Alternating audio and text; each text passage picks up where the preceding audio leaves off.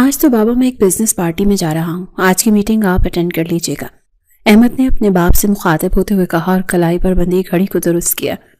بہت دیر کے بعد احمد میں کچھ مثبت تبدیلی آئی تھی۔ وہ احمد جو ایک وقت میں بالکل ٹوٹ چکا تھا، آج دوبارہ سے خود کو زندگی کی طرف لایا تھا، لیکن وہ نہیں جانتا تھا کہ اس کی زندگی کی سب سے بڑی اور حیران کن حقیقت آج اس کے سامنے آنے والی تھی۔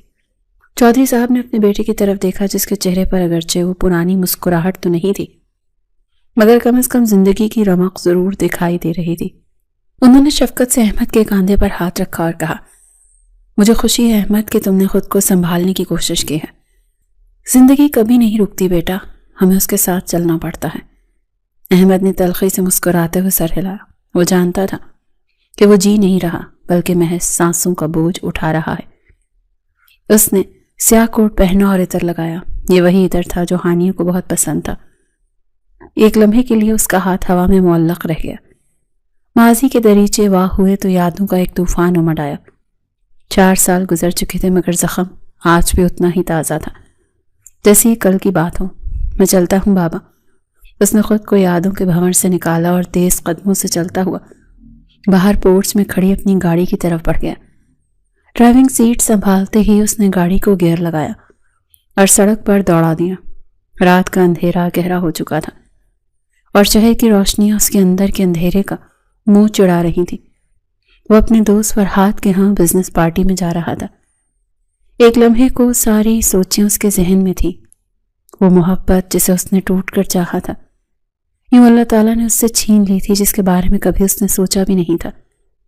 ایک لمحے کو گاڑی کو بریک لگاتے ہوئے اس نے اپنے سر کو جھٹکا، کیونکہ بڑی مشکل سے وہ اس ٹراما سے نکلا تھا، لیکن آج بھی وہ سوچیں اس کا پیچھا کرتی تھی۔ ہانیہ صرف اس کی کزن نہیں تھی بلکہ اس کی منکوہا تھی اور اس کی روح کا حصہ تھی۔ اسے یاد تھا وہ منحوس دن جب ہانیہ اپنے والدین کے ساتھ فیملی ٹور پر گئی تھی۔ ہنستے مسکراتے چہرے رخصت ہوئے تھے، لیکن واپسی پر صرف خبر آئی تھی گاڑی کا بریک فیل ہوا یا ڈرائیور کی غلطی تھی، کوئی نہیں جانتا تھا۔ گاڑی پہاڑوں سے نیچے کھائی میں جا گری۔ ریسکیو والوں کو صرف گاڑی کا ملبہ ملا تھا، نہ ہانیہ کی لاش ملی نہ اس کے ماں باپ کی۔ یہ حادثہ گردیزی خاندان پر قیامت بن کر ٹوٹا تھا۔ احمد تو جیسے زندہ درگور ہو گیا تھا۔ اس نے پہاڑوں کا چپا چپا چھان مارا مگر ہانیہ کا نام و نشان نہ ملا۔ آخرکار سب نے مان لیا کہ دریا کی موجیں ان کے اجسام بہا لے گئی ہیں، مگر احمد کا دل آج تک یہ ماننے کو تیار نہیں تھا کہ ہانیہ اسے چھوڑ کر جا چکی ہے۔ گاڑی فرحات کے بنگلے کے باہر رکی تو احمد نے گہرا سانس لے کر خود پر ضبط کے پہرے بٹھائے۔ آج اسے دنیا کو دکھانا تھا کہ میر احمد گردیزی واپس آ گیا ہے۔ وہ گاڑی سے اترا تو پورچ میں مہنگی گاڑیوں کی قطاریں لگی تھی، اندر سے موسیقی کی مدھم آواز آ رہی تھی۔ فرحات جو دروازے پر ہی مہمانوں کا استقبال کر رہا تھا، احمد کو دیکھتے ہی کھل اٹھا۔ وہ آگے بڑھا اور احمد کو گلے لگا لیا۔ یار احمد، مجھے یقین نہیں آ رہا کہ تم واقعی آئے ہو، میں تو سمجھا تھا تم آخری وقت پر انکار کر دو گے۔ فرحات نے خوشی سے کہا۔ احمد نے بمشکل لب ہلائے۔ تم نے بلایا تھا، انکار کیسے کرتا؟ وقت بھی اب میں نے فیصلہ کر لیا ہے کہ کاروبار پر توجہ دوں گا، بابا اکیلے کب تک سب سنبھالیں گے۔ بہت اچھا فیصلہ ہے یار، آؤ اندر چلتے ہیں، سب تمہارا ہی انتظار کر رہے ہیں۔ فرحات اسے لے کر ہال میں داخل ہوا۔ وہاں شہر کے نامور بزنس مین موجود تھے، ہر طرف قہقہے اور باتوں کا شور تھا۔ احمد کو یہ ماحول اجنبی لگ رہا تھا۔ وہ کبھی ان محفلوں کی جان ہوا کرتا تھا، مگر اب وہ کسی کونے میں تنہا بیٹھنا پسند کرتا تھا۔ لوگ اس سے مل رہے تھے اور وہ رسمی مسکراہٹ کے ساتھ سب کا جواب دے رہا تھا۔ اس کی آنکھیں کسی کو تلاش نہیں کر رہی تھی، کیونکہ جسے وہ تلاش کرتا تھا وہ تو اسے چھوڑ کر جا چکی تھی۔ وہ ایک سائڈ پر کھڑا جوس کا گلاس ہاتھ میں لیے فرحات کی باتیں سن رہا تھا۔ فرحات اسے کسی نئے پروجیکٹ کے بارے میں بتا رہا تھا، مگر احمد کا دھیان بٹا ہوا تھا۔ وہ یہاں ہو کر بھی یہاں نہیں تھا۔ اس کا دل کر رہا تھا کہ ابھی یہاں سے نکل جائے اور اپنے کمرے کی تنہائی میں جا کر ہانیہ کی تصویر سے باتیں کرے۔ شاید وہ یہ بات مان چکا تھا کہ زندگی نے جو اس کے ساتھ کیا ہے اسے مان لینا چاہیے۔ وہ اپنے دوست کے ساتھ باتوں میں مشغول تھا جب اچانک ہال میں ہلچل ہوئی۔ ویٹر ادھر ادھر گھوم رہے تھے، انہی میں ایک لڑکی سر جھکائے ہاتھوں میں جوس کی ٹرے تھامے مہمانوں کی خدمت میں مصروف تھی۔ اس نے چہرے پر ماسک پہن رکھا تھا، شاید ڈسٹ الرجی یا کسی اور وجہ سے، لیکن اس کی آنکھیں زمین پر جمی ہوئی تھی۔ وہ لڑکی چلتی ہوئی احمد کے قریب آئی. شاید وہ بہت تھکی ہوئی تھی یا پھر قالین میں اس کا پاؤں الجھا. اس کے ہاتھ سے ٹرے کا توازن بگڑا. سنبھل کے، فرحات نے آواز دی، مگر تب تک بہت دیر ہو چکی تھی. ٹرے سے ایک بڑا گلاس لڑکھڑایا اور سیدھا احمد کے قیمتی سوٹ پر جا گرا. سرخ رنگ کا جوس احمد کے سفید قمیض اور کوٹ پر بدنما داغ کی طرح پھیل گیا. ٹھنڈا مشروب لگتے ہی احمد چونک اٹھا. وہ لڑکی جو سب میں جوس تقسیم کر رہی تھی، اس کے کپڑوں پر یوں جوس گرتے ہی وہ کانپ اٹھی تھی. اس کے ہاتھ سے ٹرے ٹوٹ کر زمین پر گری اور کانچ ٹوٹنے کی آواز سے پورے ہال میں سناٹا چھا گیا. موسیقی رک گئی اور سب کی نظریں اس کی طرف جم گئی. احمد کا غصہ جو پہلے ہی زندگی کی تلخیوں کی وجہ سے ہر وقت ناک پر رہتا تھا، اس وقت ساتھ میں آسمان پر پہنچ گیا. وہ غصے سے لال پیلا ہوتا لڑکھڑایا. اس نے اپنے قمیض کو جھٹکا اور اس لڑکی کی طرف دیکھا جو خوف سے لرز رہی تھی. اندھی ہو کیا؟ تم بیوقوف لڑکی، دکھائی نہیں دیتا تو مجھے؟ 6 فٹ کا بندہ. میر احمد گردیزی سامنے کھڑا ہے اور تم نے سارا جوس میرے اوپر گرا دیا. احمد ہاڑا. اس کی آواز ہال میں گونجی. وہ لڑکی مزید سمٹ گئی. معاف کر دیجئے صاحب، غلطی ہو گئی، مجھے پتہ نہیں چلا. لڑکی کی آواز کپ کپ آ رہی تھی. اس نے جھک کر کانچ سمیٹنے کی کوشش کی، لیکن احمد نے غصے سے اس کا ہاتھ کو ٹھوکر ماری. رہنے دو اسے. تمہاری ہمت کیسے ہوئی اتنی لاپرواہی کرنے کی؟ تمہیں پتا ہے یہ سوٹ کتنی قیمت کا ہے؟ تمہاری پوری زندگی کی کمائی بھی اس کی قیمت ادا نہیں کر سکتی. احمد کا پارا ہائی تھا. فرحات نے آگے بڑھ کر احمد کو ٹھنڈا کرنے کی کوشش کی. احمد چھوڑو یار، غریب ہے، غلطی ہو گئی اس سے. تم واش روم جا کر صاف کر لو. نہیں فرحات، یہ ان لوگوں کی عادت ہو گئی ہے. کام چور اور لاپرواہ لوگ، انہیں تمیز سکھانی پڑتی ہے. احمد نے اپنے دوست کے سامنے اس لڑکی کو ڈانٹنا شروع کر دیا. وہ لڑکی مسلسل معافیاں مانگ رہی تھی اور اس کا سر جھکا ہوا تھا. میری طرف دیکھو جب میں بات کر رہا ہوں، احمد نے حکم دیا. لڑکی نے ڈرتے ڈرتے اپنا سر اٹھایا. اس کی آنکھوں میں خوف کے سائے لہرا رہے تھے. جیسے اس کی نگاہ احمد گردیزی کے غضبناک چہرے پر پڑی اور احمد کی نظر اس لڑکی کی آنکھوں سے ٹکرائی تو دونوں ایک لمحے کو ساکت ہو گئے. وقت جیسے تھم گیا. احمد کے لبوں پر الفاظ جم گئے. اس کا غصہ، اس کی ناراضگی، اس کا غرور، سب کچھ جیسے ہوا میں تحلیل ہو گیا. وہ ہکا بکا نگاہوں سے سامنے کھڑے وجود کو دیکھ رہا تھا. وہ آنکھیں، وہ ہیرا سی چمکتی ہوئی نم آنکھیں، وہ خوفزدہ انداز. یہ آنکھیں اس کے لیے اجنبی نہیں تھی. یہ وہ آنکھیں تھیں جن میں اس نے اپنی پوری دنیا بسائی ہوئی تھی. احمد کا دل زور سے دھڑکا. اس کے حلق میں کانٹے چبھنے لگے. ہانیہ، اس کے لبوں سے بے اختیار نکلا. یہ سرگوشی نما آواز صرف اس لڑکی اور قریب کھڑے فرحات نے سنی تھی، کیونکہ یہ وہی ہانیہ تھی جس کی جدائی کا غم وہ آج تک منا رہا تھا، جس کی جدائی میں اس نے زندگی کے 4 سال گزارے تھے.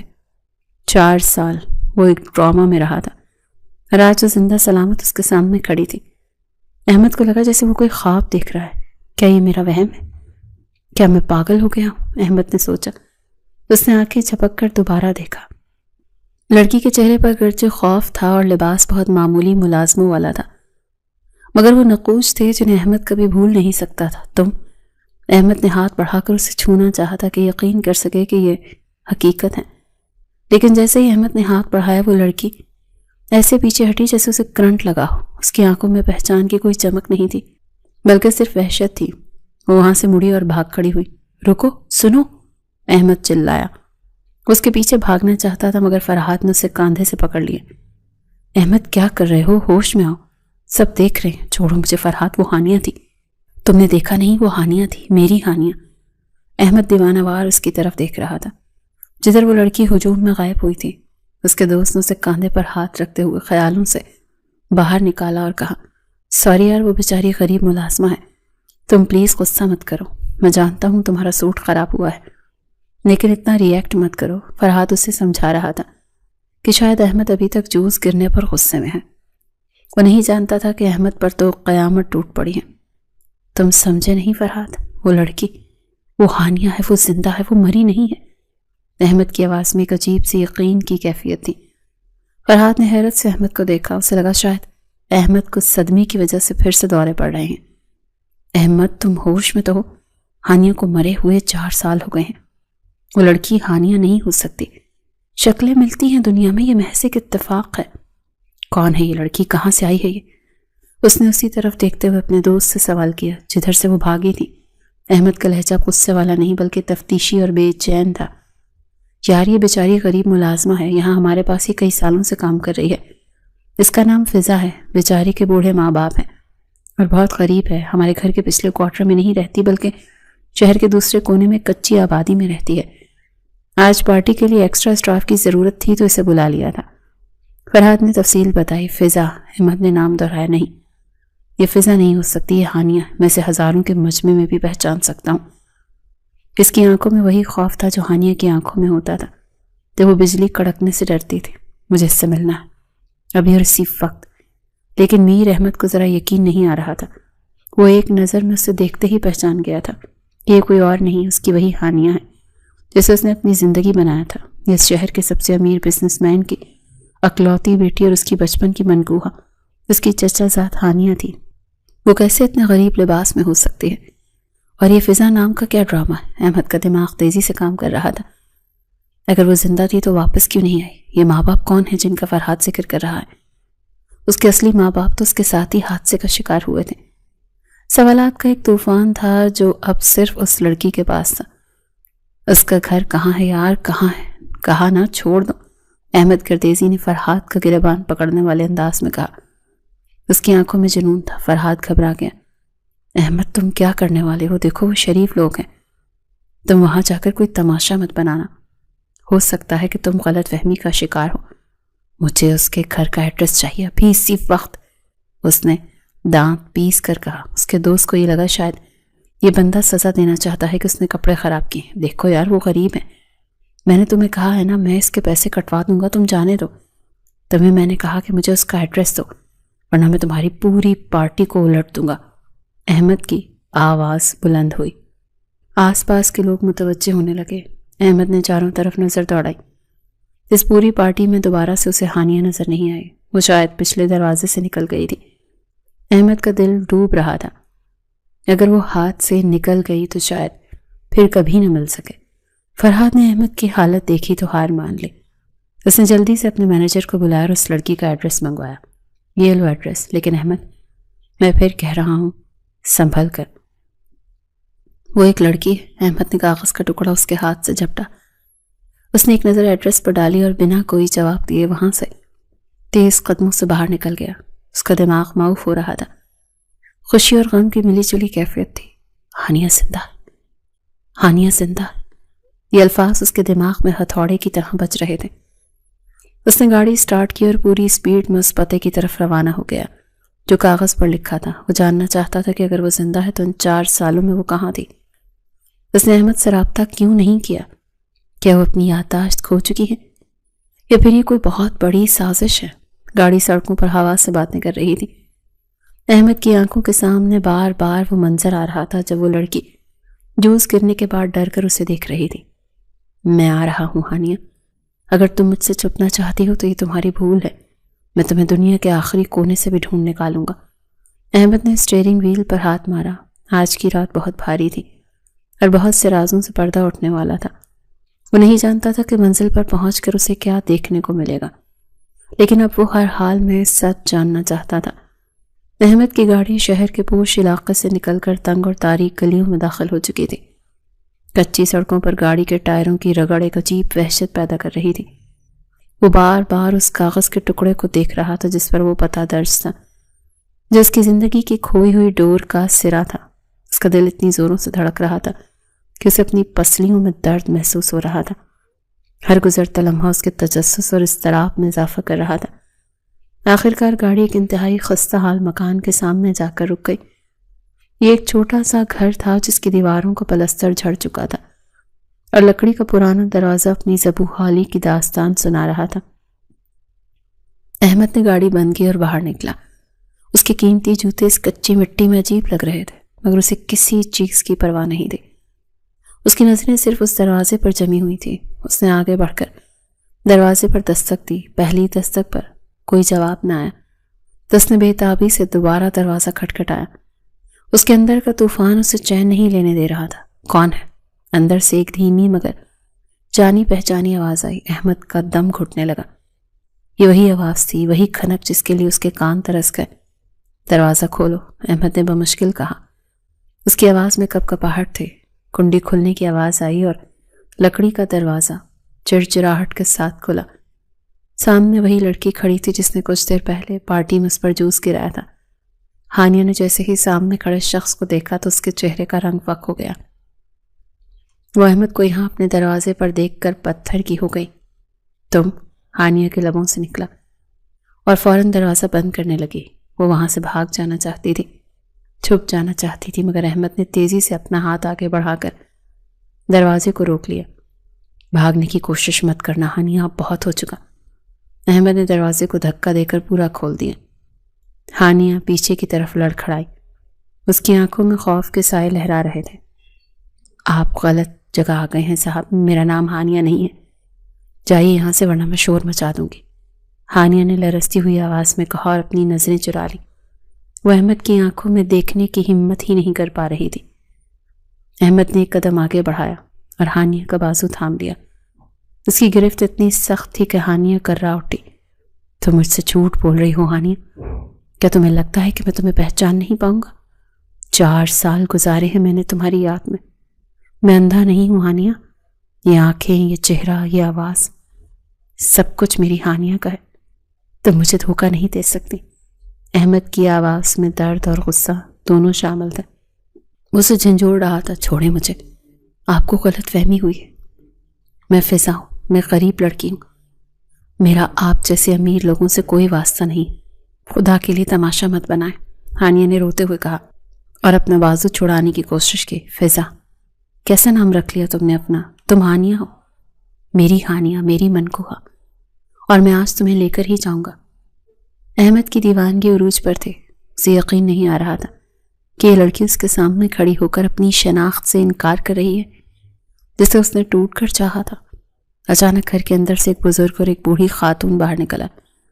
شاید شور سن کر وہ جاگ گئے تھے۔ کون ہو تم؟ اور چھوڑو میری بیٹی کا ہاتھ، بوڑھے شخص نے غصے سے کہا اور تیزی سے آگے بڑھ کر احمد کا ہاتھ ہانیہ کے بازو سے ہٹانے کی کوشش کی۔ ان کی آواز میں ایک باپ کا درد اور غصہ تھا۔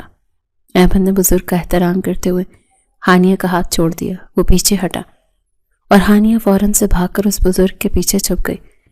وہ بری طرح سے کانپ رہی تھی۔ ابا جی، اسے کہیں یہاں سے چلا جائے، مجھے اس سے کوئی بات نہیں کرنی، یہ مجھے زبردستی اپنے ساتھ لے جانا چاہتا ہے، ہانیہ نے سسکتے ہوئے اپنی مصنوعی باپ سے کہا۔ احمد کو اس کے اس انداز پر شدید حیرت ہوئی۔ وہ لڑکی جو اس کے بغیر سانس بھی نہیں لیتی تھی آج اسے اجنبی بنا کر پیش کر رہی تھی۔ بیٹا، تم شکل سے تو کسی شریف گھرانے کے لگتے ہو، مگر تمہاری حرکتیں یہ نہیں بتا رہی۔ ہم غریب لوگ ہیں، ہماری عزت ہے، ہمارا سب کچھ ہے، کیوں میری بچی کو تنگ کر رہے ہو؟ بزرگ نے احمد کی طرف دیکھتے ہوئے کہا۔ ان کی آنکھوں میں سوال تھا۔ بابا جی، میں کسی کی عزت اچھالنے نہیں آیا، میں اپنا حق لینے آیا ہوں۔ یہ لڑکی جسے آپ اپنی بیٹی کہہ رہی ہیں میری بیوی ہے، میری کزن ہانیہ، یہ 4 سال پہلے گم ہو گئی تھی اور ہم اسے مردہ سمجھ بیٹھے تھے۔ احمد نے انتہائی سنجیدگی اور درد بھرے لہجے میں کہا۔ اس کی بات سن کر بزرگ اور ان کی بیوی دونوں حیران رہ گئے۔ کیا کہہ رہے ہو بیٹا؟ تمہارا دماغ تو ٹھیک ہے؟ یہ ہماری بیٹی ہے فضا، اس کی تو ابھی شادی بھی نہیں ہوئی، تم کیسی باتیں کر رہے ہو؟ بزرگ نے نفی میں سر ہلایا۔ آپ اچھی طرح سے جانتے ہیں بابا جی کہ یہ آپ کی بیٹی نہیں ہے، ذرا غور سے دیکھیں، کیا اس کے نقوش آپ سے ملتے ہیں؟ کیا یہ اس ماحول کی لگتی ہے؟ یہ جھوٹ بول رہی ہے اور شاید کسی مجبوری کی وجہ سے آپ بھی اس کا ساتھ دے رہے ہیں، احمد نے دلیل دی۔ بزرگ ایک لمحے کے لیے خاموش ہو گئے۔ انہوں نے مڑ کر اپنی بیوی کی طرف دیکھا اور پھر ہانیہ کی طرف جو سر جھکائے کھڑی تھی۔ آؤ بیٹا، تم یہاں بیٹھو، بزرگ نے صحن میں پڑی 2 ٹوٹی ہوئی کرسیوں کی طرف اشارہ کیا۔ احمد خاموشی سے جا کر بیٹھ گیا۔ بزرگ نے ہانیہ کو اندر جانے کا اشارہ کیا اور خود احمد کے سامنے دوسری کرسی پر بیٹھ گئے۔ اب بتاؤ بیٹا، تم کون ہو؟ تمہیں کیوں لگتا ہے کہ فضا تمہاری بیوی ہے؟ بزرگ نے نرمی سے پوچھا۔ انہیں احمد کے لہجے کی سچائی نے متاثر کیا تھا۔ میرا نام میر احمد گردیزی ہے اور میں اس شہر کا بزنس مین ہوں۔ 4 سال پہلے یہ لڑکی اپنے والدین کے ساتھ سفر پر گئی تھی۔ ان کی گاڑی کھائی میں گر گئی تھی، لاشیں نہیں ملی تھی۔ ہم سمجھے سب ختم ہو گیا، مگر آج اسے دیکھ کر مجھے یقین ہو گیا کہ یہ بچ گئی ہے۔ اب آپ سچ بتائیں بابا جی، آپ کو یہ کہاں سے ملی تھی؟ احمد نے سوالیہ نظروں سے بزرگ کو دیکھا تو بزرگ نے گہرا سانس لیا اور اپنی سفید داڑھی پر ہاتھ پھیرا کہ آنکھوں میں ماضی کی پرچھائیاں اتر آئیں۔ تم سچ کہتے ہو بیٹا، یہ ہماری سگی اولاد نہیں، ہم بے اولاد تھے اور اللہ سے ہمیشہ اولاد کی دعا مانگتے تھے۔ ایک دن ہم میاں بیوی اپنے گاؤں سے لوٹ رہے تھے کہ راستے میں دریا کے کنارے جھاڑیوں میں ہمیں یہ لڑکی انتہائی زخمی حالت میں ملی تھی۔ بزرگ کی بات سن کر احمد کا دل اچھل کر حلق میں آ گیا۔ اس کا شک یقین میں بدل چکا تھا۔ پھر کیا ہوا بابا جی؟ احمد نے بے تابی سے پوچھا۔ اس کے سر پر گہری چوٹ تھی، یہ بے ہوش تھی۔ ہم اسے اٹھا کر قریبی اسپتال لے گئے۔ ڈاکٹرز نے کہا کہ اس کی یادداشت جا چکی ہے۔ جب اسے ہوش آیا تو اسے کچھ بھی یاد نہیں تھا کہ وہ کون ہے، کہاں سے آئی ہے۔ اس کے پاس کوئی شناختی دستاویز بھی نہیں تھی۔ ہم نے بہت کوشش کی کہ اس کے وارثوں کو پتہ چلائیں، مگر کچھ معلوم نہ ہو سکا۔ پھر ہم اسے اپنے گھر لے آئے۔ ہم نے اسے اپنی بیٹی بنا لیا اور اس کا نام فضا رکھ دیا۔ یہ پچھلے 4 سالوں سے ہمارے پاس ہے اور اب یہ ہماری جان ہے، جس نے ہماری غربت میں ہمارا ساتھ دیا اور ہمیں ماں باپ کا درجہ دیا۔ بزرگ کی آواز بھر آ گئی۔ احمد کی آنکھوں میں آنسو آ گئے۔ تو یہ وجہ تھی، یادداشت کھونا، اسی لیے وہ واپس نہیں آئی۔ بابا جی، اللہ آپ کو اس نیکی کا اجر دے۔ آپ نے میری امانت کی حفاظت کی، مگر اب میں اسے لینے آیا ہوں۔ وہ میری ہانیہ ہے، میری محبت۔ میں اس کے بغیر ادھورا ہوں۔ پلیز مجھے ایک بار اس سے ملنے دیں۔ میں اس کا شوہر ہوں اور وہ میرا نکاح ہے۔ آپ ہمیں جدا نہیں کر سکتے۔ احمد نے التجا کی۔ اس کے لہجے میں ایسی تڑپ تھی کہ پتھر بھی پگھل جائے۔ بزرگ نے کچھ دیر سوچا۔ وہ احمد کے چہرے پہ لکھی ہوئی سچائی پڑھ سکتے تھے۔ دیکھو بیٹا، اگر تو وہ واقعی تمہاری بیوی ہے تو ہم تمہیں روکنے والے کون ہوتے ہیں؟ مگر وہ اس وقت بہت ڈری ہوئی ہے۔ اس کی یادداشت ابھی تک پوری طرح واپس نہیں آئی۔ اگر تم اسے زبردستی لے گئے تو وہ شاید برداشت نہ کر سکے، لیکن تم کہتے ہو تو میں اسے بلاتا ہوں۔ تم خود ہی اس سے بات کر لو، بزرگ نے فیصلہ کن انداز میں کہا اور اپنی بیوی کو اشارہ کیا کہ ہانیہ کو بلائیں۔ احمد کا دل تیزی سے دھڑک رہا تھا۔ کچھ ہی دیر میں ہانیہ دوبارہ صحن میں آئی۔ وہ اب بھی ڈری ہوئی لگ رہی تھی اور اس نے اپنا دوپٹہ اچھی طرح اوڑھ رکھا تھا۔ بیٹی، یہ صاحب کہتے ہیں کہ یہ تمہارے شوہر ہیں، اور سچ تو یہ ہے کہ ہم بھی نہیں جانتے تم کون ہو۔ شاید یہی تمہارا اصل ٹھکانہ ہو۔ بزرگ نے شفقت سے ہانیہ کے سر پر ہاتھ رکھا۔ نہیں ابا جی، میں نے نہیں جانتی، میں آپ کی بیٹی ہوں، مجھے کہیں نہیں جانا۔ ہانیہ نے روتے ہوئے بزرگ کا ہاتھ پکڑ لیا۔ احمد یہ منظر دیکھ کر تڑپ اٹھا۔ وہ اپنی جگہ سے کھڑا ہوا۔ ہانیہ، میری طرف دیکھو، میری آنکھوں میں دیکھو۔ کیا تمہیں واقعی کچھ یاد نہیں؟ وہ ہمارا بچپن، وہ ہمارا نکاح، وہ وعدے، کیا یہ سب کچھ بھول گئی تم؟ گاڑی کا ایک ایکسیڈنٹ یاد کرو ہانیہ، پہاڑوں سے گرنا یاد کرو۔ احمد آہستہ آہستہ اس کی طرف آ رہا تھا۔ ہانیہ نے اپنے کانوں پر ہاتھ رکھ لیے۔ مت بولے، یہ سب مجھے کچھ نہیں سننا، میرے سر میں درد ہو رہا ہے۔ نہیں، تمہیں سننا پڑے گا، کیونکہ یہ سچ ہے۔ تمہارے ماں باپ اس حادثے میں مارے گئے، صرف تم بچی ہو اور میں تمہیں لینے آیا ہوں۔ میں تمہارا احمد ہوں۔ احمد اب بالکل اس کے قریب کھڑا تھا۔ بزرگ نے خاموشی سے وہاں سے اٹھ کر اندر جانے کا فیصلہ کیا تاکہ یہ دونوں کھل کر بات کر سکیں۔ ذہن میں اب صرف احمد اور ہانیہ رہ گئے۔ ہانیہ نے نظریں اٹھا کر احمد کو دیکھا۔ اس کی آنکھوں میں اب خوف کی جگہ ایک عجیب سی بے چینی تھی۔ میں اچھی طرح سے جانتا ہوں ہانیہ، تم میری ہانیہ ہو، لیکن کیوں کر رہی ہو تم میرے ساتھ ایسا؟ کیا تمہیں اپنے گھر کا ایڈریس نہیں معلوم تھا؟ کیوں نہیں تم واپس آئیں؟ احمد نے اس کا ہاتھ تھام لیا۔ ہانیہ کا ہاتھ برف کی طرح ٹھنڈا تھا۔ اس بار اس نے ہاتھ نہیں چھڑایا۔ ہانیہ اس لمحے اس کی طرف مڑی تھی۔ اس کی آنکھوں میں آنسو تیر رہے تھے۔ دیکھو احمد، چلے جاؤ یہاں سے، میں ہانیہ ہی ہوں۔ میں نے زندگی میں بہت کچھ کھویا ہے، اب میں کچھ اور نہیں کھونا چاہتی۔ تم میرے ماسی کا حصہ ہو اور وہ ماسی بہت تکلیف دہ ہے۔ ہانیہ نے آخر کار اعتراف کر ہی لیے۔ احمد کو لگا جیسے اس کی سانسیں بحال ہو گئیں۔ تمہیں سب یاد ہے؟ تم ڈرامہ کر رہی تھی؟ احمد نے حیرت سے پوچھا۔ ہاں، مجھے یاد ہے، سب کچھ یاد ہے، لیکن میں واپس نہیں آ سکتی، ہانیہ نے روتے ہوئے کہا۔ کیوں ہانیہ؟ آخر کیوں؟ کیا مجھ پر اعتبار نہیں تھا؟ کیا میری محبت پر یقین نہیں تھا؟ احمد نے اس کا بازو پکڑ کر اسے خود کے قریب کیا۔ اس کی آنکھوں میں ہزاروں شکوے تھے۔ میں تمہیں نہیں بتا سکتی، تم بس چلے جاؤ، میں تمہارے ساتھ رہنا ہی نہیں چاہتی۔ ہمارے درمیان ایک نکاح کا رشتہ ہے، وہ آج ختم کر جاؤ۔ ہانیہ نے رخ موڑ کر بے رحمی سے کہا۔ احمد کو لگا جیسے کسی نے اس کے دل پر خنجر چلا دیا ہو۔ نکاح کا نہیں، محبت کرتا ہوں میں تم سے، اور تم بھی نہیں کرتی۔ میں تم سے محبت میں یہ نہیں مانتا، تم ایسے نہیں بدل سکتی۔ جانتا ہوں ماں باپ کی موت نے تمہیں توڑ دیا ہوگا، مگر میں تو زندہ تھا نا، میں تمہارا سہارا بنتا۔ احمد کی آواز رند گئی۔ میرے ماموں اور بابا مر چکے، مار دیا اس نے میرے ماما بابا کو۔ کس نے مارا ہانیہ؟ پلیز مجھے بتا، وہ کون ہے جس کی وجہ سے تم مجھ سے دور ہو۔ ہانیہ پھوٹ پھوٹ کر رو پڑی۔ اس کے اندر کا لاوا پھٹنے کو تیار تھا۔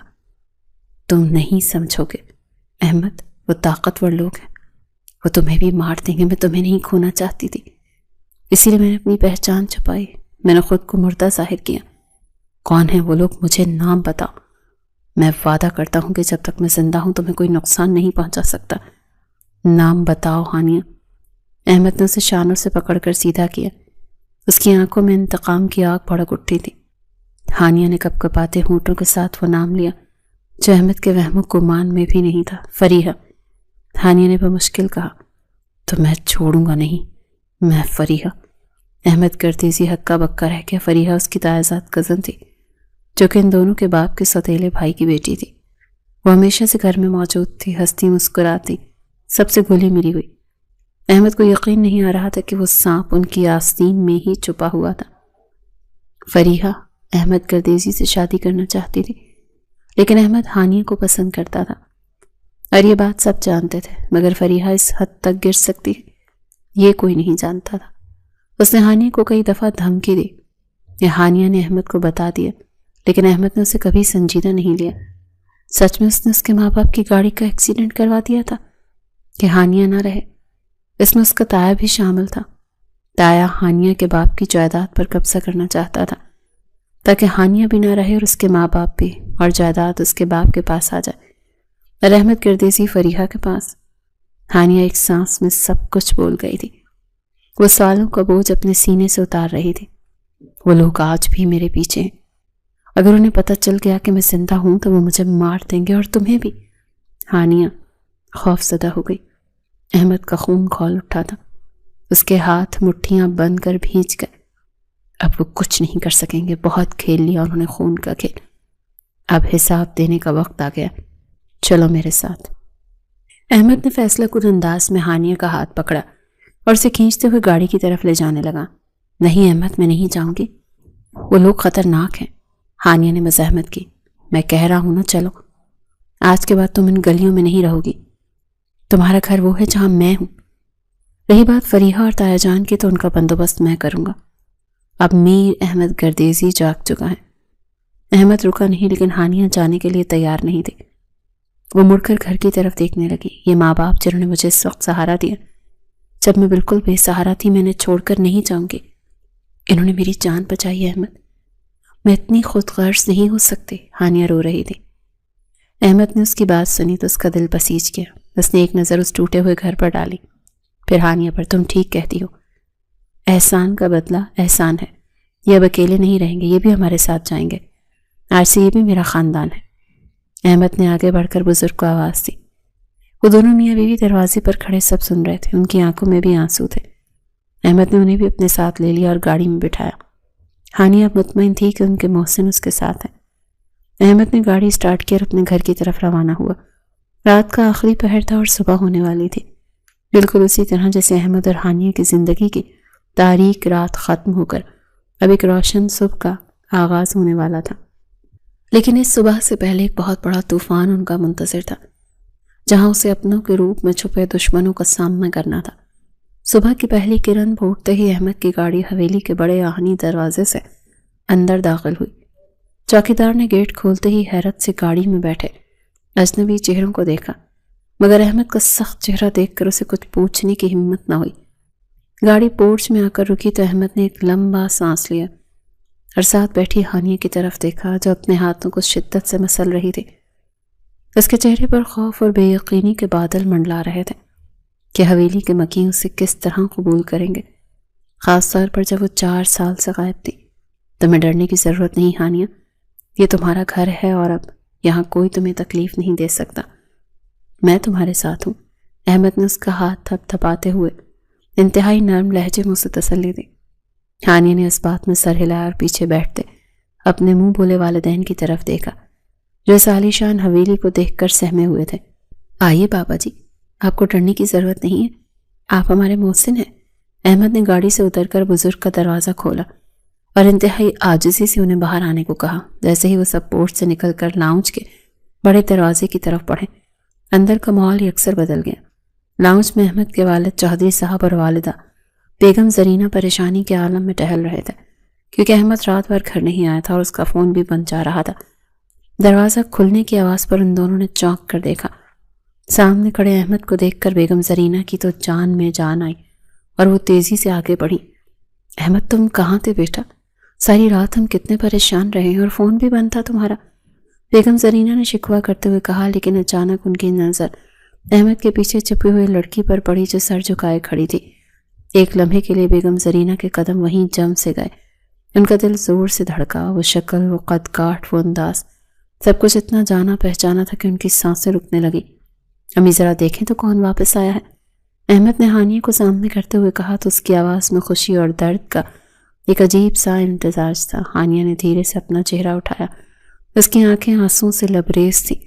چچی جان، ہانیہ کے لبوں سے نکلا یہ جملہ بیگم زرینہ کے دل پر جا کر لگا۔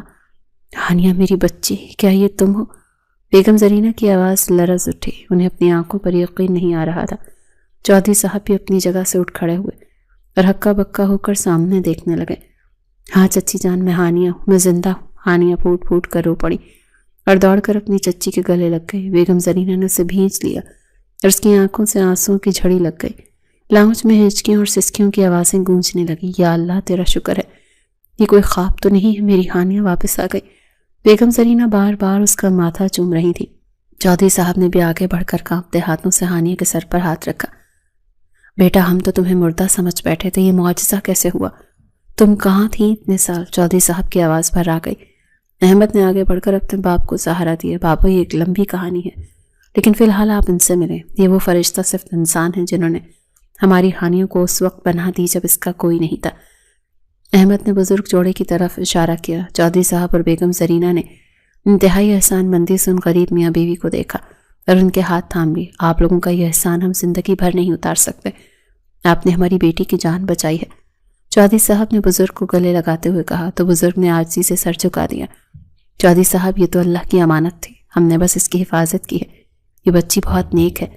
گھر کا ماحول جذباتی تھا، ہر آنکھ پرنم تھی، لیکن حویلی کے بالائی حصے میں کوئی اور بھی تھا جس پر یہ منظر بجلی بن کر گرا تھا۔ فریحہ جو صبح کی چائے پینے کے لیے نیچے آ رہی تھی، سیڑھیوں کے درمیان میں ہی رک گئی۔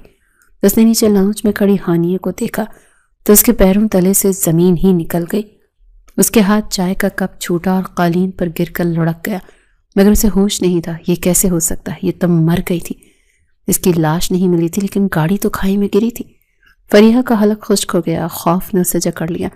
اگر ہانیہ زندہ ہے تو اس کا مطلب ہے کہ ان کا راز کھل جائے گا۔ وہ الٹے قدموں واپس بھاگی اور اپنے باپ تایا فرقان کے کمرے میں جا گھسی۔ ابا غضب ہو گیا، مارے گئے ہم۔ فریحہ ہانپ رہی تھی۔ تایا فرقان جو اخبار پڑھ رہے تھے بیٹی کی حالت دیکھ کر گھبرا گئے۔ کیا ہوا فریحہ، کیوں چیخ رہی ہو صبح صبح؟ ابا وہ زندہ ہے، ہانیہ زندہ ہے، وہ نیچے احمد کے ساتھ کھڑی ہے، فریحہ نے لرزتی آواز میں خبر سنائی۔ تایا فرقان کے ہاتھ سے اخبار گر گیا، ان کا چہرہ زرد پڑ گیا۔ کیا بکواس کر رہی ہو تم؟ ہانیہ 4 سال پہلے مر چکی ہے، ہم نے خود گاڑی کی بریک فیل کروائے تھے، یہ ناممکن ہے۔ میں نے اپنی آنکھوں سے دیکھا ہے ابا، وہ نیچے کھڑی اور احمد اسے لے کر آیا۔ اس کا مطلب احمد سب جان چکا ہے۔ ابا وہ ہمیں نہیں چھوڑے گا، پولیس آئے گی، ہمیں جیل ہو جائے گی۔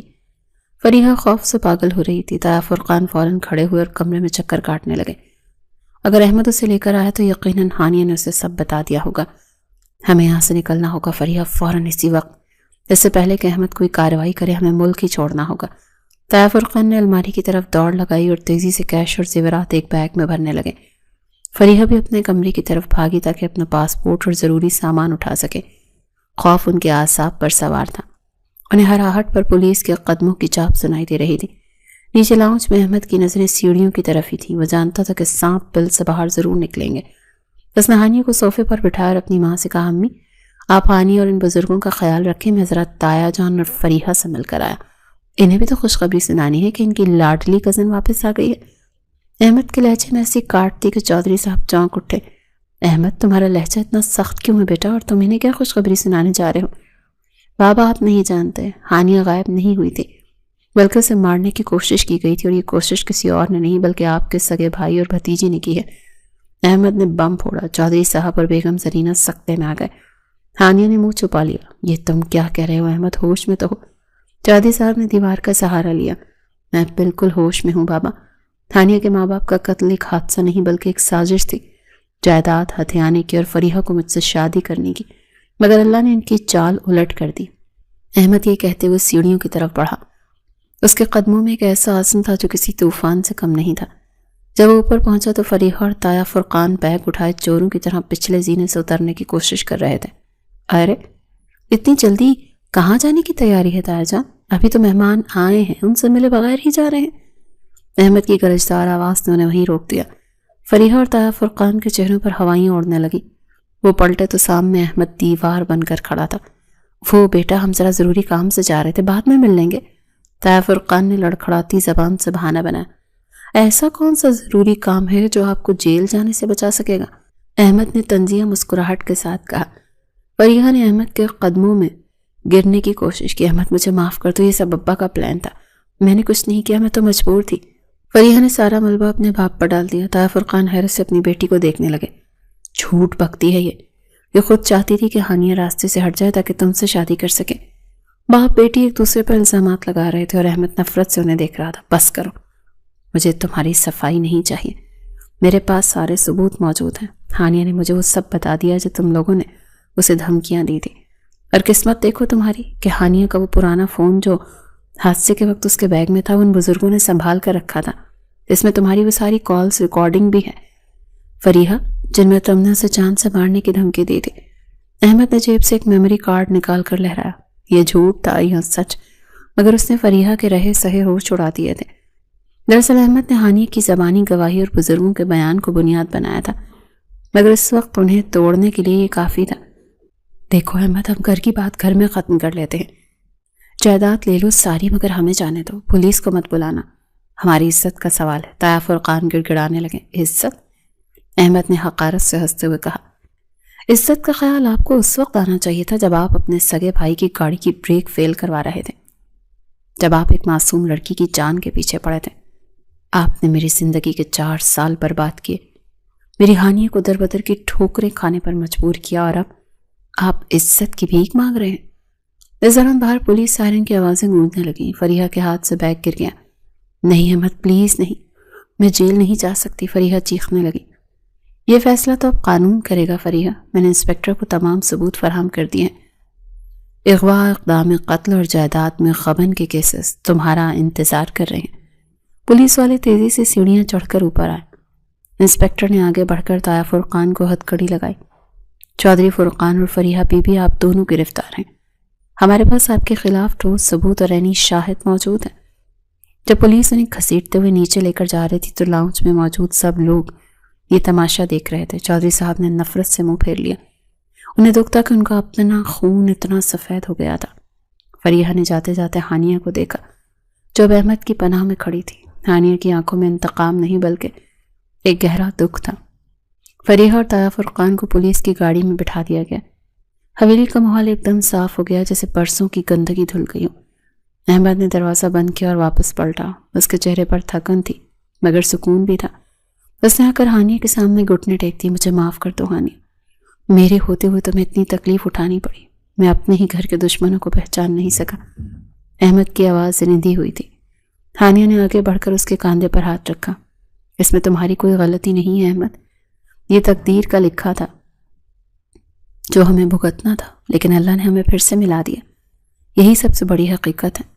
احمد نے ہانیہ کا ہاتھ تھام کر چوم لیا۔ بزرگ جوڑے نے مسکرا کر دعائیں دی اور بیگم زرینہ نے صدقہ اتارا۔ حویلی جو کل تک ماتم گدا بنی ہوئی تھی آج وہاں خوشیوں کی امید جاگ اٹھی تھی۔ برائی کا انجام ہو چکا تھا اور سچائی اپنی پوری طاقت سے جیت چکی تھی، لیکن ابھی ایک آخری منزل باقی تھی جہاں ہانیہ کو دلہن بن کر اس گھر کی رونق بننا تھا اور ان تمام دکھوں کا مداوا ہونا تھا جو اس نے سہے تھے۔ حویلی کی روشنیاں آج اپنے پورے جوبن پر تھیں۔ ہر در و دیوار پر سجے کمکمے ستاروں کی طرح سے جگمگا رہے تھے۔ آج کی رات گردیزی خاندان کے لیے صرف ایک شادی کی تقریب نہیں بلکہ ایک طویل اور کربناک خزاں کے بعد آنے والی بہار کا جشن تھا۔ فریحہ اور تایا فرقان کے جیل جانے کے بعد حویلی کی فضا سے وہ منحوس سایہ ہٹ چکا تھا جس نے برسوں سے خوشیوں کو گرہ لگا رکھی تھی۔ ہر چہرہ مسکرا رہا تھا اور ہر آنکھ میں اطمینان تھا کہ بالآخر حق جیت گیا اور محبت کو اپنا مقام مل گیا۔ ہانیہ اپنے کمرے میں دلہن کے روپ میں بیٹھی آئینے میں اپنے عکس کو دیکھ رہی تھی۔ سرخ رنگ کا بھاری اور روسی جوڑا اس کی دودھیا رنگت پر کھل رہا تھا اور زیورات کی چمک اس کے حسن کو چار چاند لگا رہی تھی، مگر اس کے چہرے پر جو نور تھا وہ ان زیورات کا محتاج نہیں تھا، بلکہ یہ وہ سکون تھا جو طویل بھٹکنے کے بعد گھر پہنچنے پر نصیب ہوتا ہے۔ بیگم زرینہ کمرے میں داخل ہوئی اور ہانیہ کو دیکھ کر ان کی آنکھیں بھر آئیں۔ انہوں نے آگے بڑھ کر ہانیہ کا ماتھا چوما اور نم آواز میں کہا، میری بچی، آج تم بالکل ویسی لگ رہی ہو جیسا میں نے ہمیشہ تصور کیا تھا۔ اللہ تمہیں دنیا کی ساری خوشیاں دے اور بری نظر سے بچائے۔ ہانیہ نے جذباتی ہو کر اپنی چچی کا ہاتھ تھام لیا اور کہا، چچی جان، یہ سب آپ کی دعاؤں کا نتیجہ ہے، ورنہ میں تو زندگی کی امید ہی ہار چکی تھی۔ مجھے تو لگا تھا کہ میرا نام و نشان بھی مٹ جائے گا، مگر اللہ نے مجھے دوبارہ آپ سے ملوا دیا۔ بیگم زرینہ نے محبت سے اس کے سر پر ہاتھ پھیرا اور کہا کہ پرانی باتوں کو بھول جاؤ میری جان، آج تمہاری نئی زندگی کا آغاز ہے، اور ہاں، نیچے احمد بے چینی سے تمہارا انتظار کر رہا ہے۔ اس سے پہلے کہ وہ خود اوپر آ جائے ہمیں نیچے چلنا چاہیے۔ ہانیہ کے لبوں پر شرمیلی سی مسکراہٹ آ گئی۔ اسے احمد کا وہ دیوانہ پن یاد آ گیا جب اسے لینے اس کے کچے مکان تک پہنچ گیا تھا۔ وہ جانتی تھی کہ احمد کی محبت اس کے لیے ایک ایسی پناہ گاہ ہے جہاں دنیا کا کوئی غم اسے چھو بھی نہیں سکتا۔ جب ہانیہ کو لے کر وہ نیچے ہال میں پہنچی تو مہمانوں کی نظریں اس پر جم گئی۔ احمد شیروانی میں ملبوس اسٹیج کے قریب کھڑا تھا اور اس کی نگاہیں صرف اور صرف اپنی دلہن پر مرکوز تھیں۔ اس نے آگے بڑھ کر ہانیہ کا ہاتھ تھاما تو ہانیہ کو محسوس ہوا جیسے اس نے پوری دنیا کو اپنی مٹھی میں لے لیا ہو۔ احمد نے ہانیہ کو اسٹیج پر بٹھاتے ہوئے اس کے کان میں سرگوشی کی، آج تم نے ثابت کر دیا کہ میری 4 سال کی تپش اور انتظار رائے گا نہیں گیا۔ تو میری زندگی کا سب سے حسین خواب ہو جو آج تعبیر بن کر میرے ساتھ ہے۔ ہانیہ نے پلکیں جھکا لیں اور دل زور زور سے دھڑک رہا تھا۔ نکاح کی رسم تو وہ بچپن میں ادا کر چکے تھے، مگر آج رخصتی کے اس لمحے نے اس رشتے پر ایک پختہ مہر ثبت کر دی۔ ہانیہ کے منہ بولے والدین بھی وہیں موجود تھے اور احمد نے انہیں وہی عزت دی جو سگے والدین کو دی جاتی ہے۔ وہ دونوں خوشی سے نہال تھے کہ ان کی فضا کو ان کا اصل وارث مل گیا تھا۔ تقریب کے اختتام پر جب رخصتی کا وقت آیا تو جذباتی مناظر دیکھنے کو ملے۔ ہانیہ اپنے منہ بولے ماں باپ کے گلے لگ کر روئی تو احمد نے آگے بڑھ کر ان بزرگ کے کاندھے پر ہاتھ رکھا اور وعدہ کیا کہ وہ ہانیہ کو کبھی کوئی شکایت کا موقع ہی نہیں دے گا اور وہ جب چاہیں یہاں آ سکتے ہیں، کیونکہ یہ گھر اب ان کا بھی ہے۔ ہانیہ کو اس کے کمرے میں پہنچا دیا گیا۔ یہ وہی کمرہ تھا جسے احمد نے 4 سالوں سے ہانیہ کی یادوں کا میوزیم بنا رکھا تھا۔ ہر چیز وہی تھی جہاں ہانیہ چھوڑ کر گئی تھی، بس فرق صرف اتنا تھا کہ آج در و دیوار پر اداسی نہیں بلکہ پھولوں کی مہک تھی۔ ہانیہ بیڈ کے درمیان بیٹھی اپنے ہاتھوں پر لگی مہندی کو دیکھ رہی تھی جس میں احمد کا نام لکھا تھا۔ دروازہ کھلنے کی آواز آئی اور احمد کمرے میں داخل ہوا۔ اس نے آہستگی سے دروازہ بند کیا اور کنڈی لگا دی۔ کمرے میں ایک پرسکون خاموشی چھا گئی جو 2 محبت کرنے والوں کے درمیان ایک ان کہی گفتگو کی طرح تھی۔ احمد آہستہ قدموں سے چلتا ہوا بیڈ کے قریب آیا اور ہانیہ کے سامنے بیٹھ گیا۔ اس نے ہانیہ کے چہرے پر پڑا ہوا گھونگھٹ الٹا تو ہانیہ نے دھیرے سے اپنی پلکیں اٹھا کر اپنے مجازی خدا کو دیکھا۔ احمد کی آنکھوں میں محبت کا ایک سمندر موجزن تھا جس میں ہانیہ کو اپنا آپ ڈوبتا ہوا محسوس ہوا۔ احمد نے ہانیہ کا ہاتھ اپنے ہاتھوں میں لیا اور اس کی انگلیوں کو چومتے ہوئے انتہائی دھیمے لہجے میں کہا، میں نے ایک دن بھی یہ یقین نہیں کیا تھا کہ تم اس دنیا میں نہیں رہی۔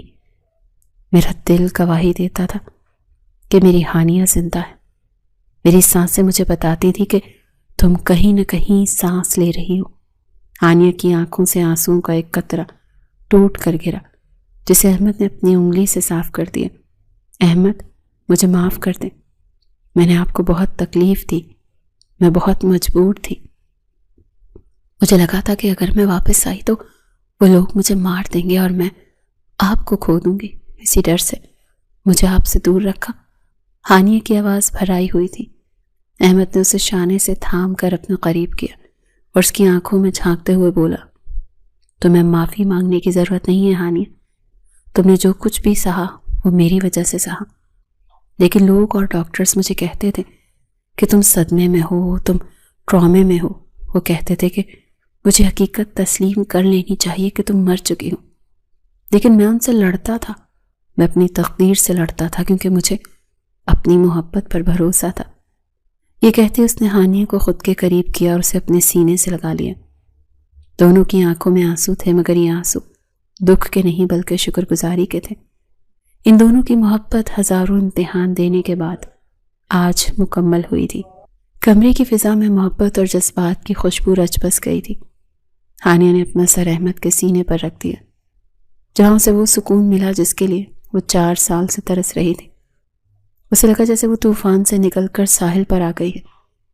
احمد نے ہانیہ کی پیشانی پر اپنے لب رکھتے ہوئے اسے خود میں مزید سمیٹ لیا اور سرگوشی کی کہ اب کوئی ہم دونوں کو جدا نہیں کر سکتا۔ ہانیہ نہ کوئی انسان اور نہ ہی کوئی سازش، تم میری ہو اور ہمیشہ میری ہی رہو گی۔ میں نے موت کو شکست دے کر تمہیں حاصل کیا ہے۔ ہانیہ کو یقین نہیں آ رہا تھا کہ آج وہ اپنے محبوب احمد گردیزی کے سامنے تھی، اس کی بیوی کے روپ میں۔ یہ وہ لمحہ تھا جس کے لیے اس نے کچی بستی کے اندھیروں میں راتیں جاگ کر گزاری تھی۔ احمد، آپ جانتے ہیں جب میں وہاں اکیلی ہوتی تھی تو میں چاند کو دیکھ کر سوچتی تھی کہ شاید یہی چاند آپ بھی دیکھ رہے ہوں گے، اور بس اسی ایک خیال سے مجھے جینے کا حوصلہ ملتا تھا۔ ہانیہ نے جذبات سے مغلوب ہو کر کہا۔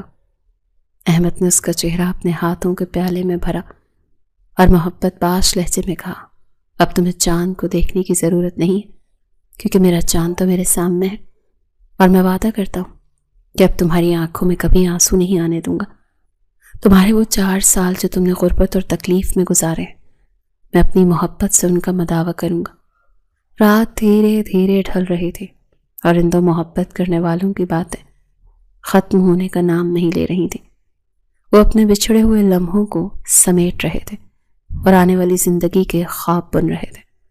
یہ وصل کی رات ان کے لیے اللہ کا سب سے بڑا انعام تھی۔ وقت اپنی رفتار سے چلتا رہا اور زندگی کی خوشیاں دامن میں بھرتا رہا۔ احمد اور ہانیہ کی محبت نے حویلی کے در و دیوار کو ایک نئی زندگی بخش دی تھی۔ وہ پرانی تلخیاں، وہ سازشیں اب ماضی کا ایک دھندلا سباب بن چکی تھی۔ نہ تمام واقعات کو 1 سال گزر چکا تھا۔ حویلی کا بڑا لاؤنج بچوں کے رونے کی آواز سے گونج رہا تھا۔ احمد پریشانی کے عالم میں ادھر سے ادھر ٹہل رہا تھا، جبکہ بیگم زرینہ اور چودھری صاحب کے چہروں پر مسکراہٹ تھی۔ اچانک نرس کمرے سے باہر آئی اور اس کے چہرے پر خوشخبری تھی۔ مبارک ہو چودھری صاحب، اللہ نے آپ کو 2 جڑواں بیٹوں سے نوازا ہے۔ یہ سنتے ہی احمد سجدہ شکر میں گر گیا۔ اس کی خوشی کا تو کوئی ٹھکانہ نہیں تھا۔ وہ تیزی سے کمرے میں داخل ہوا جہاں ہانیہ بیڈ پر لیٹی تھی اور اس کے دونوں پہلوؤں میں 2 ننھے فرشتے موجود تھے۔ ہانیہ نے احمد کو دیکھا تو کمزوری کے باوجود اس کے چہرے پر مسکراہٹ بکھر گئی۔ احمد دیکھیں، اللہ نے ہماری جھولی بھر دی، ہانیہ نے آہستگی سے کہا تو احمد نے آگے بڑھ کر ہانیہ کے ماتھے کو چوما اور پھر اپنے بچوں کی طرف دیکھا جو بالکل اپنے باپ کا عکس لگ رہے تھے۔ یہ ہماری محبت کی نشانی ہے ہانیہ، اللہ نے ہمیں وہ سب کچھ دے دیا جس کی ہم نے تمنا کی تھی۔ احمد نے ایک بچے کو اپنی گود میں اٹھایا اور اس کی ننھی انگلیوں کو چھوا۔ اسے محسوس ہوا جیسے اس نے پوری کائنات کو تھام لیا ہو۔ اسی اثنا میں ہانیہ کے منہ بولے والدین بھی کمرے میں داخل ہوئے۔ انہوں نے اپنے نواسوں کو دیکھا تو ان کی خوشی دیدنی تھی۔ ہانیہ نے مسکرا کر احمد کی طرف دیکھا جس کی آنکھوں میں اب کوئی ویرانی نہیں تھی بلکہ صرف اور صرف زندگی کی چمک تھی۔ احمد نے ہانیہ کا ہاتھ تھام کر دبا دیا اور آنکھوں ہی آنکھوں میں سے بتایا کہ وہ اس کے لیے کتنی اہم ہے۔ زندگی کا سفر جو ایک کار حادثے اور سازش سے بکھر گیا تھا اور وہ ایک خوبصورت موڑ پر آ کر مکمل ہو چکا تھا۔ محبت نے نفرت کو شکست دے دی تھی اور یقین نے مایوسی کو ہرا دیا تھا۔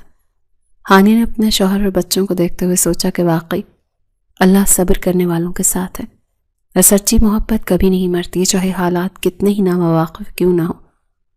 آج وہ ایک مکمل عورت، ایک مکمل بیوی اور ایک مکمل ماں تھی اور اس کی دنیا میں میر احمد گردیزی کے مضبوط بازوں کے حصار میں محفوظ تھی۔